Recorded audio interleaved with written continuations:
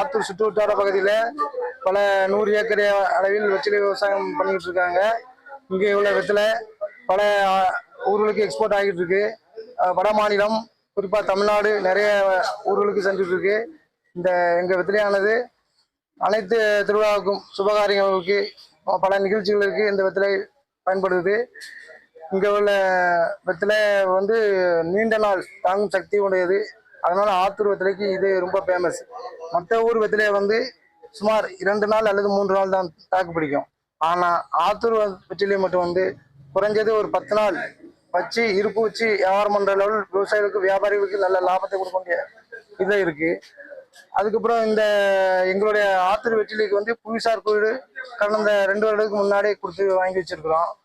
இந்த வெற்றிலை வந்து இப்போ பருவம் தப்பி மழை பெஞ்சிருக்கு. இந்த பங்குனி பங்குனி மாதம் அந்த மழை பெஞ்சனால எங்களுடைய வெற்றிலை கொடியானது நோய், அதாவது இலைப்புள்ளி, கருங்குடி, சுரட்டை இந்த மாதிரி நோய் வந்து பெருமளவில் வெற்றிலை கொடிக்க விவசாயம் அழிஞ்சிட்டு நாளடைவில் இந்த விவசாயம் வந்து பண்றதுக்கு மக்களும் ஆர்வமாகவும் இல்லை, விவசாயம் ஆர்வம் இல்லை, அவங்களுக்கு போதுமான வருமானமும் இல்லாமல் இருக்காங்க.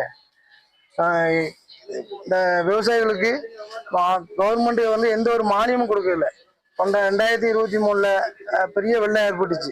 அந்த வெள்ளத்துல என்னன்னா எங்க பகுதியில் அப்படியே அனைத்து விதத்திலையும் எல்லா விவசாய இதுவும் சுத்தமா அழிஞ்சு போறதுனால அந்த நிவாரணம் போதுமான எல்லா விவசாயிகளுக்கும் சரியான முறையா வந்து கிடைக்கல.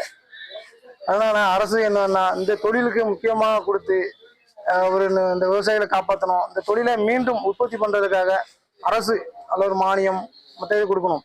இந்த பருவம் தப்பி பெஞ்சதுனால இந்த வெற்றிலையில வந்து இலைப்புள்ளி, இந்த இலைப்புள்ளிங்கிறது அந்த வந்து இந்த வெற்றிலை வியாபாரம் மற்ற இதெல்லாம் ரொம்ப பாதிச்சிட்டு இந்த நாவல வெள்ளை புள்ளி இருக்கனால அந்த வெற்றிலை